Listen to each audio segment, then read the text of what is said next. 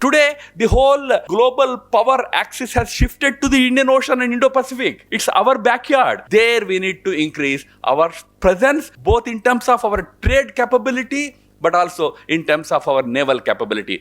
While American economy continues to be strong and continues to grow because of its very strong base of research and innovation, this strong base helps it continue to grow as a strong economic power. The social anarchy in that country, coupled with political instability, is leading to gradual receding of its global footprint, global influence. Hamas has asked Hezbollah not to attack Israel. Neither Hamas is a state nor Hezbollah is a state. Two terror organizations have an understanding when to attack Israel. Who will control them? So you are into a heteropolar order where non-state players also will play a big role. Artificial intelligence trained machine today which cannot be defeated by a human. Meaning we are entering into an era where machines will be the masters. Firstly, I start with what is going to be the geostrategic scenario for the 21st century, for the century in which we are all living in.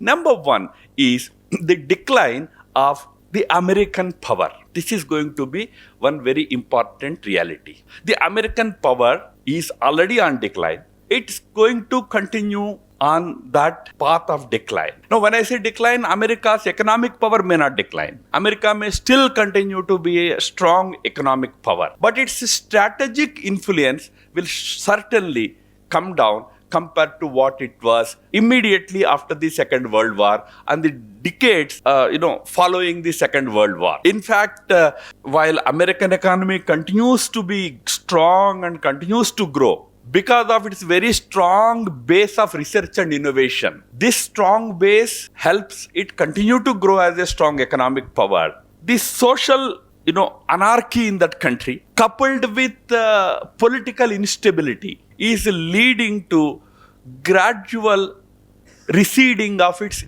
global footprint, global influence.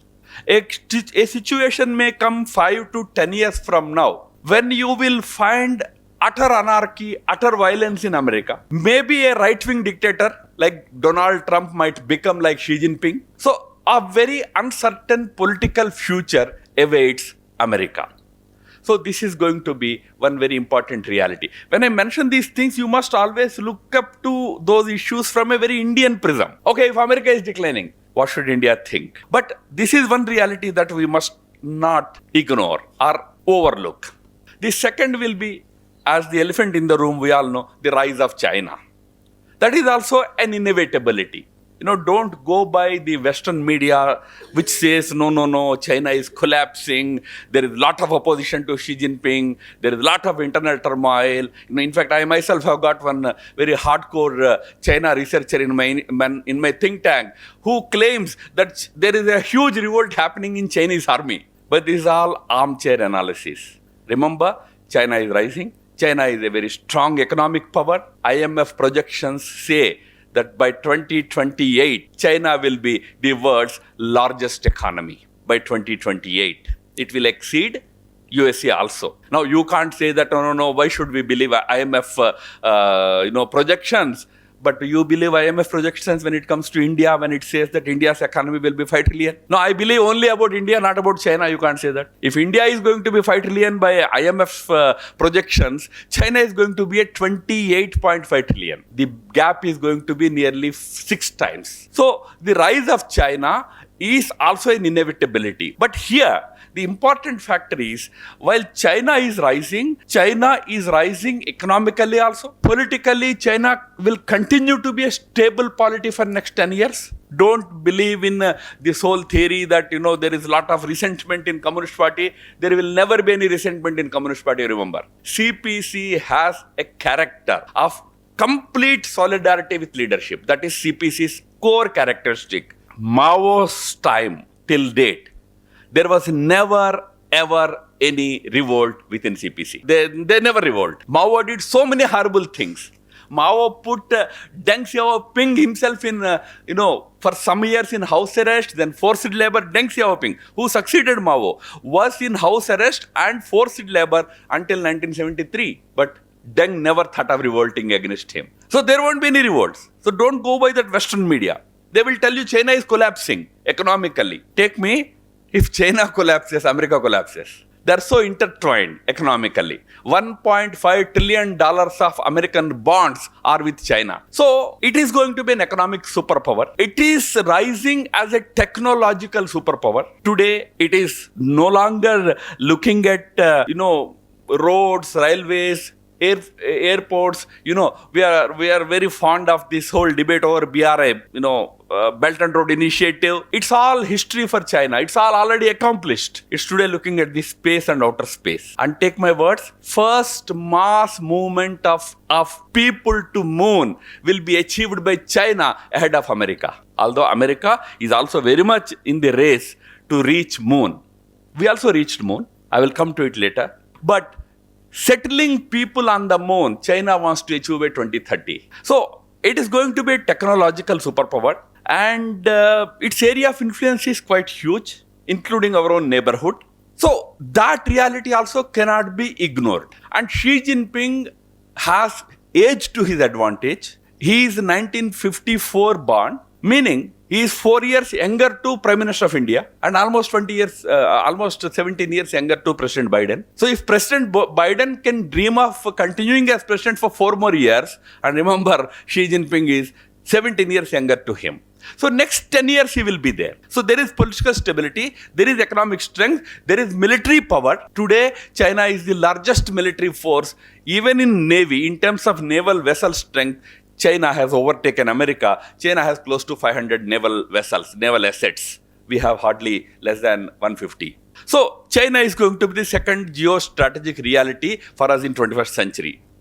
Number 3, there is bound to be a new Cold War for next few decades at least, until either there is a compromise that happens between the West and China, namely America and China, or one of them accepts that, okay, I'm taking the back seat, now it is your turn to run the world. Your world order will take precedence. Either thing may happen, but until then, there is bound to be a big Cold War-like situation in the next few decades. Some may contest this argument. Some may say that no, there won't be any second Cold War. We already had one. That's over. Some may argue. Some will be very idealistic. Some will be very, optimists. But I'm not a very optimist. I'm not a pessimist either.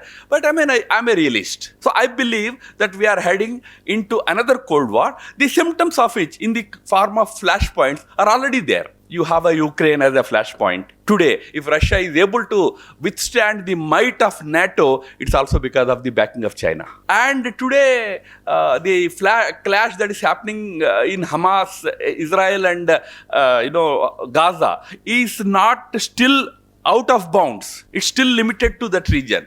But it has the potential to blow over and start affecting other countries. And then you have the South China Sea dispute between China and many countries like Indonesia, Malaysia, Vietnam, possible flashpoints. Between China and Japan, the East China Sea dispute over the islands there, Senkaku Islands and all. And the most important flashpoint of Taiwan, the Taiwan Straits clash. Then you have other minor flashpoints. What will happen in Afghanistan, Pakistan? What will happen in the in our own neighborhood, India and China?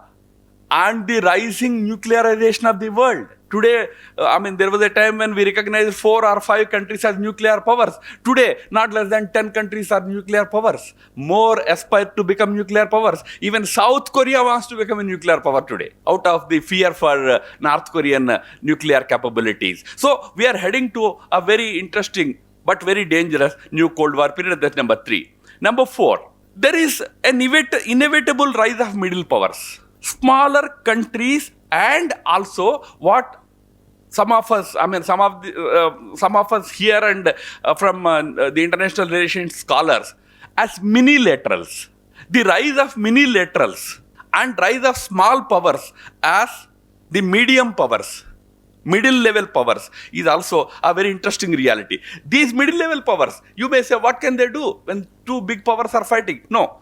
Earlier, there was a time when Deng Xiaoping used to say that when 2 big elephants fight, the grass underneath will be crushed. But these countries no longer are grass underneath, they are the thorns underneath. They can scare away these elephants, big elephants. And we are a middle power today. We are like that. That is why we say today's world is multipolar.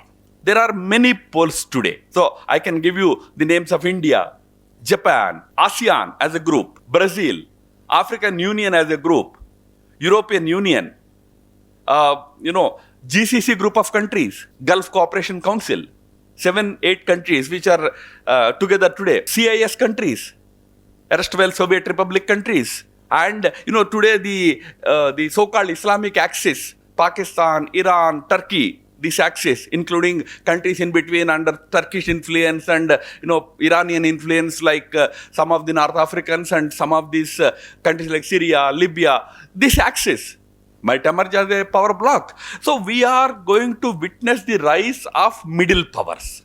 This is the fourth reality.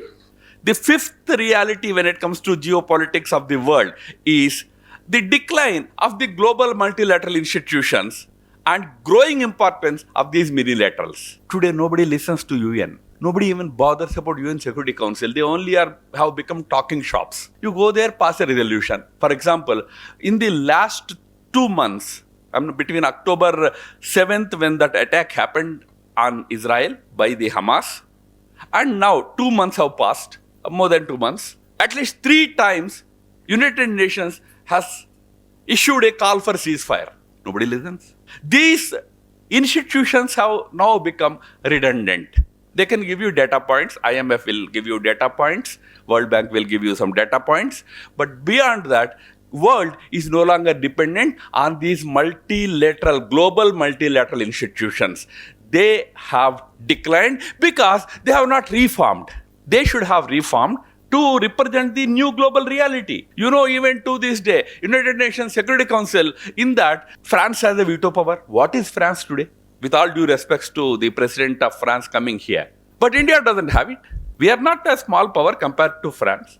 But that old system is continuing.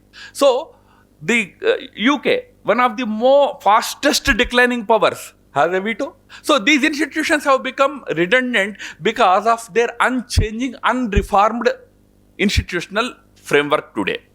And in their place are growing many minilateral bodies. Like today, Quad is very important in Indo-Pacific. Similarly, Shanghai Cooperation Organization is very important in Eurasia. So GCC has become an important pole, and even African Union today has emerged as a strong pole. 57 member country group of African Union today is trying to assert itself.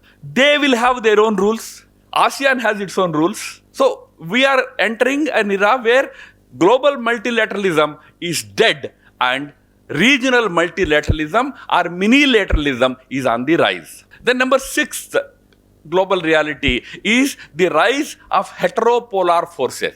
What do I mean by heteropolar forces? I talked about multipolar. Multipolar is multiple countries rising as poles, as powerful institutions. Heteropolar means forces that are not necessarily states, that are not necessarily political, still have global influence, still have the power to dictate the global happenings. For example, a Facebook. Do you agree that it's powerful or not? It's so powerful that how to control it is a big headache for governments. We are a big country. We are able to have certain regulations in place. We will pass a law in our parliament. And Facebook, Twitter, Google, everybody has to fall in line. But how can a small country like Sri Lanka, what can it do? You should see if you ever have any chance, how a representative of, I think Twitter or Facebook, one of them, had a public spat with the Internal Security Minister of Singapore. There was an open trial, not exactly trial, open investigation into what these social media giants were doing in Singapore. Singapore government wanted to tell them that certain things you should not do. This guy, how he talked back to the minister, you should see it. He said, no, I don't care. I am not under your sovereign control, and neither can you control me. So this is what is called heteropolarity, where big tech giants have a big say. Or Houthis, terror groups. We have heard about Al-Qaeda, we have heard about ISIS. Maybe they are history now, but new terror groups are emerging. They are transnational. They cannot be controlled by any government. You know, Houthis attack your ship also, Israeli ship also, American ship also. Whoever their masters want them to attack, they will simply go and attack. You know, there is a very interesting news that Hamas has asked Hezbollah not to attack Israel. Neither Hamas is a state nor Hezbollah is a state. Two terror organizations have an understanding when to attack Israel. Who will control them? So you are into a heteropolar order where non-state players also will play a big role. Religious groups. This is on a positive side. Like when Sri Ravi Shankar ji organizes an event in Washington DC, which will attract some 3 million or 4 million people from all over. I heard 150 countries. Such is the influence of religious organizations today. So, religious organizations to big tech companies to social media giants to terror organizations, you are having multiple forces for the states to tackle. I mean, 21st century reality is for the government of India, it cannot just deal with the American government. It also has to deal separately with Google, separately with Facebook, separately with Elon Musk. We are entering that era. We are into that era of heteropolarity. Number 7 is we have entered the new era of technology. Very highly upgraded technological era we have entered today, the era of artificial intelligence.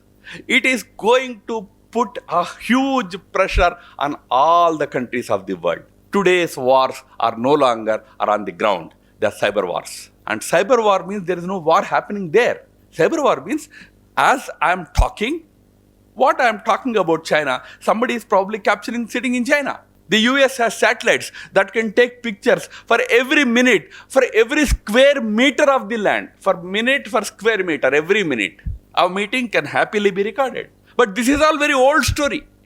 We today entered an era of intelligent machines. Here, several of you must be software engineers, trained people and all.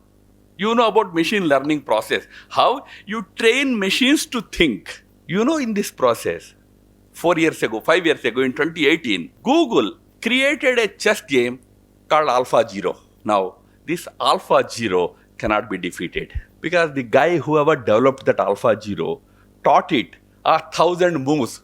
I'm just giving you a rough number. Probably he taught it 1,000 moves. It started playing against itself. It multiplied this 1,000 moves to say 5 million moves or 10 million moves. Tell me which chess player in the world can comprehend 10 million moves? Just not possible. What does it mean? You have an artificial intelligence trained machine today which cannot be defeated by a human. Meaning, we are entering into an era where machines will be the masters. Few months back, Vatican hosted a conference in Rome, in Vatican, where they called top leaders of Semitic religions, Islam, Judaism, Christianity, their leaders, and also called the top leaders of tech giants like Google, Facebook, some of these people. Day-long session was about the limits of artificial intelligence. How far should it go? They came out with a 6-point charter. It's available on the internet. You can Google it and get it. The 6-point charter about artificial intelligence, the conference organized by Vatican has come out with it after consultation. And in that, the only central request that Pope made was, you do whatever you want to do with artificial intelligence. You want to help humanity through these intelligent machines. Maybe you want to do it. But make sure that man is the master. That reality should not change. But today, we have entered an era where you just need to ask a drone to go and kill Ram Madhav. Today, if you want a drone to go and kill Ram Madhav, you have to have somebody sitting in Chicago or Atlanta to drive it, locate me, and attack me. That's today's story. But you have the era of artificial intelligence-driven drones. You don't need all that. You just have to tell them the name, maybe basic coordinates, maybe my phone number, then it will track me. It will use artificial intelligence to get the coordinates of Channanhalli, Janaseva Vidya Kendra. It would have already found out from social media about the time of my speech because he sent me on WhatsApp. It already has that data. So he knows that I'm standing here at 11:30. I'm giving a speech seriously to all of you. You are bored, so she wants to remove me from here. Simply it will release a rocket on me. The only question here is, it doesn't occur to it that in front of me 70 youngsters are sitting. That part, an operator, you would have seen in movies about those, remotely operated drones in these war-torn countries, in Afghanistan and all. The drone operator refuses to release the bomb because there is one child. He was seeing a child on his screen just closer to the target. He says, as long as the child is not removed from there, I won't attack the target. In the meantime, the terrorist escapes. These are the stories you have seen in movies. Because there is a human being sitting there controlling the drone. You have entered an era where there is no human being required. The artificial intelligence-driven drone, which will have the intelligence but not brain. And definitely no heart entering into that era. And eighth is something which talk very loosely is climate change. When we talk about climate change, we think that climate change will cause more rains, more floods, this, that. No, it also will lead to more migrations. Climate change, the end effect will be so many countries will be hit by natural calamities, natural disasters and other kinds of things.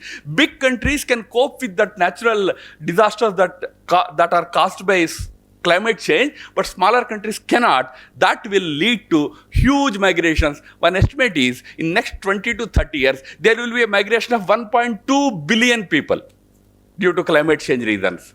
Now these migrations will cause problems. Already, why people come from Bangladesh into India?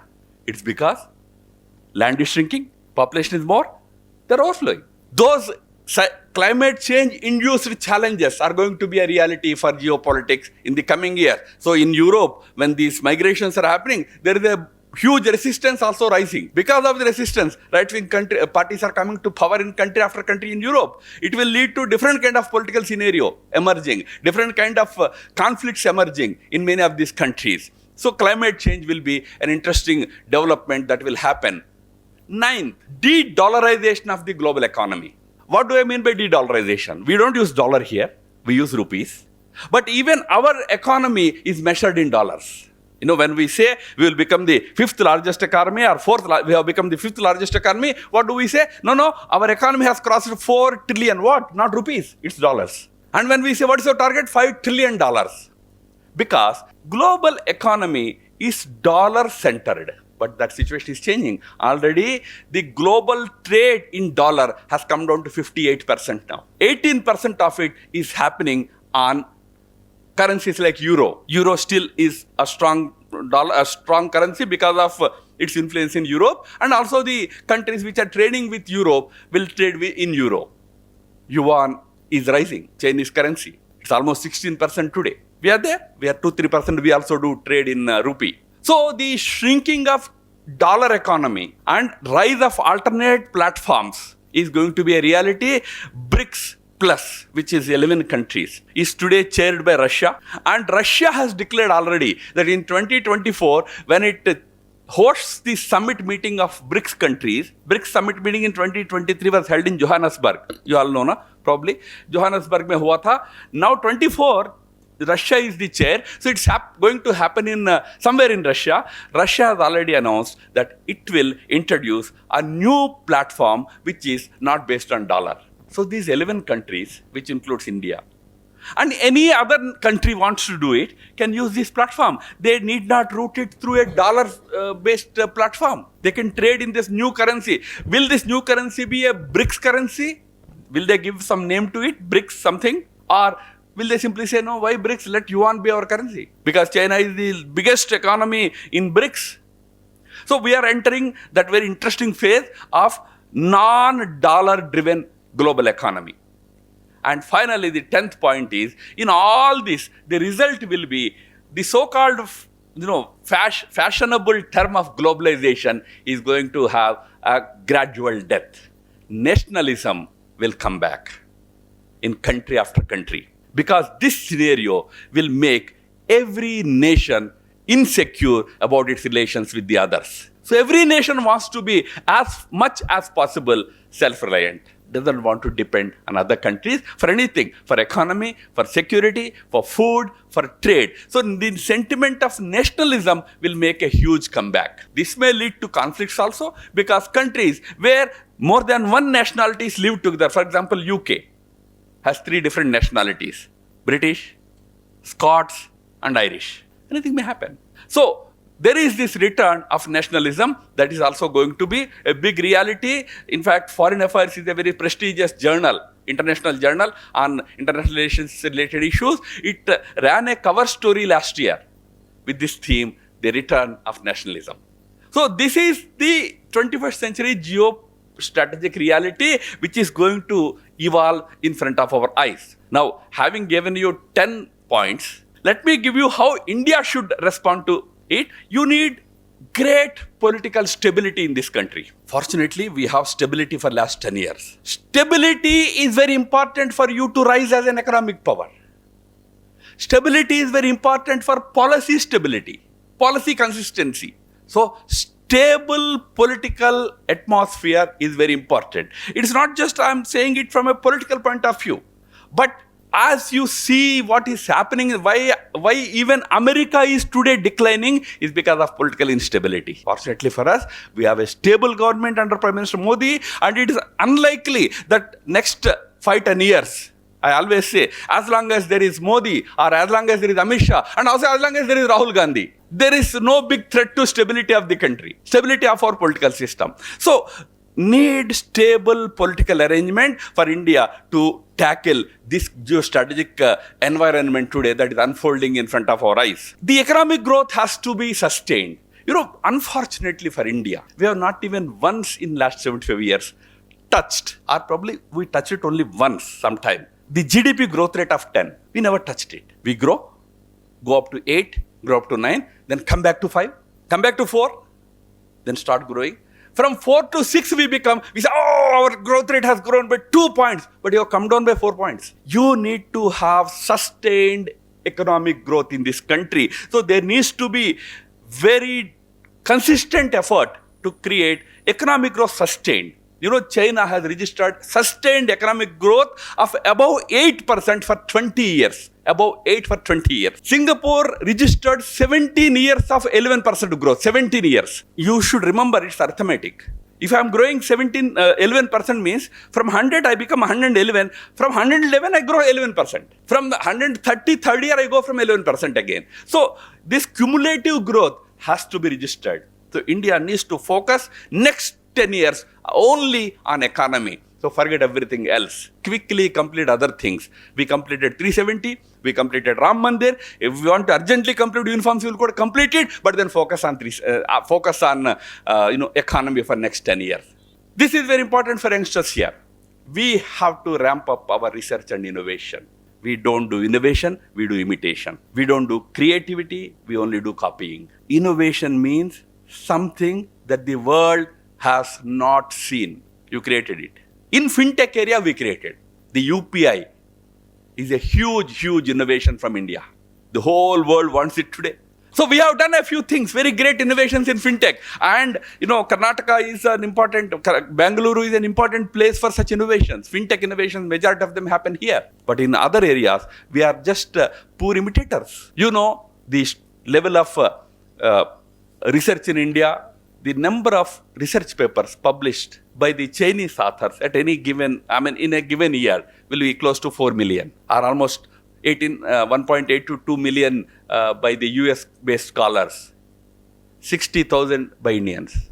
Out of the 60,000 also, 50 to 70% are domestic patenting level research work. It's useful for domestic. I know one university which once told me that we have done 300 research papers on Rudraksha. It's domestic. Global patenting standards research. India needs to really ramp up. You need to create such institutions. We have such institutions like, we have IITs, we have IASC here. We have Indian Institute of Mathematical Research in Chennai. These are such wonderful premier institutions. There, this frontier research and innovation activity is happening, but it needs to be ramped up so much. We are lagging behind terribly in this area. We need to think totally at a different level when it comes to innovation research in all these areas. India needs to really tighten its belts. We have to now, of course, the government, Modi ji's government is focusing heavily in that area, but we need to, focus more on the blue water activity. Blue water activity means our activity on the high seas, both trade as well as trade allied activities, and of course Navy. Our naval strength has to grow. You need to, today India's imports, we depend 90% on the Indian Ocean for our imports. Only 10% of our imports happen through land routes. 90% happen through sea routes. Who will protect them? We have a very small coast guard. China's size of coast guard is 1,000 coast guard vessels. We don't have hardly 100. China's navy is 500 vessel strong navy. USA is around 400. We are aspiring to become 200, but we are around 150 today. We need to, improve. Today, the whole global power axis has shifted to the Indian Ocean and Indo-Pacific. It's our backyard. There we need to increase our presence, both in terms of our trade capability, but also in terms of our naval capability. Why I am emphasizing on trade capability is that we can't make ships that can carry 1 million tons of goods. That is the most happening thing now in the world. We can't manufacture those ships. We are not manufacturing the shipbuilding. We are very far behind. India is a big country. Even container activity is in the hands of countries in Scandinavia. Denmark is a leader in containers. What is the size of Denmark? Not even 10 million people. But Maersk is the leading company. Why are we not there? Our focus on blue water economy, navy has been very limited, but future is in the high seas. Today, when our ships are attacked, we need to turn to some Americans or somebody to, of course, where we have our reach, where if we are not very far from those ships like 200 nautical miles, 150 nautical miles, we can reach them. Otherwise, we have to seek the support of others. We need to increase heavy presence because we depend so much on sea trade. And we have to provide that kind of security to many other countries today. So, we have to improve our blue water activity enormously. As I said, frontier areas we need to turn our attention today. Frontier areas means we have built high-speed rail today. Vande Bharat is a shining example of how indigenizing we are indigenizing our technology. But remember, the first high-speed rail in China ran in 2006. We are 15 years behind them. So we still haven't had the bullet train. Bullet train has been running in Japan for almost 30 years now. We need to now catch up in these areas. Technology area, artificial intelligence area. We have a rover which landed but only worked for 15 days. Went into sleep, not waking up. Reaching there is a great achievement. Nobody denies it. It's a great scientific achievement. We are all very proud of it, Chandrayaan. But you need to now overcome those difficulties also. You should be able to have your rovers working for longer durations, at least 1 year. The others, like Chinese and all, have their rovers. Chinese now think in terms of sending men there. We are also thinking, we also will be able to send our men there. What I'm trying to say is we have to focus on those areas. We need to develop our space capability more. We have done enormously well thanks to this government, Prime Minister Modi's government in last 10 years. Otherwise, we achieved a few things undoubtedly, but we are stagnated. But now that has been given a big push. Big funding happened. And now we are again catching up. This area, we need to focus space, outer space, missiles, galactic activity. You need to think of going to Mars. We are today in a situation where we are today studying the solar orbit. Our Aditya mission is to study the solar activity.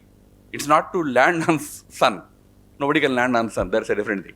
But so we need to now focus on these frontier areas. As I said, artificial intelligence. Luckily, in artificial intelligence area, we are doing fairly well. Again, government's lot of attention. Prime Minister is putting a lot of stress on artificial intelligence area. So that area, we need to really focus well. At least we should become masters in that area. We should become leaders in that area. Similarly, semiconductor chips.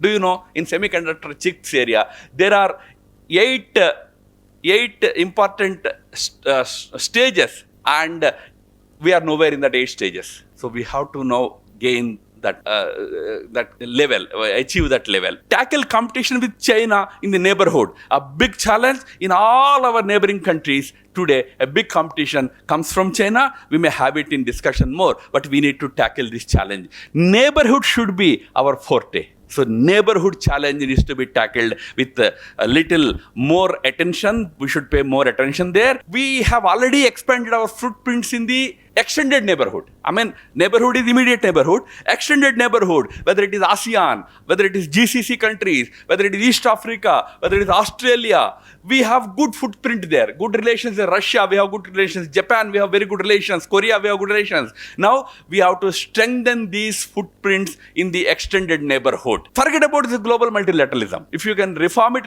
you can't reform it. Forget about it. Don't keep crying, मुझे seat चाहिए, UNSA में seat चाहिए. But देगा नहीं. If you want a seat, 4 लोग हैं क्यों में आपके साथ? जर्मनी भी कहता है मुझे भी दो, ब्राजील भी कहता है मुझे भी दो. There are dozen of others who want a seat there. So ultimately, when you have 15 fellows having permanent membership there, it is like no use of that such a body. Any one person can veto it. So don't crave for them.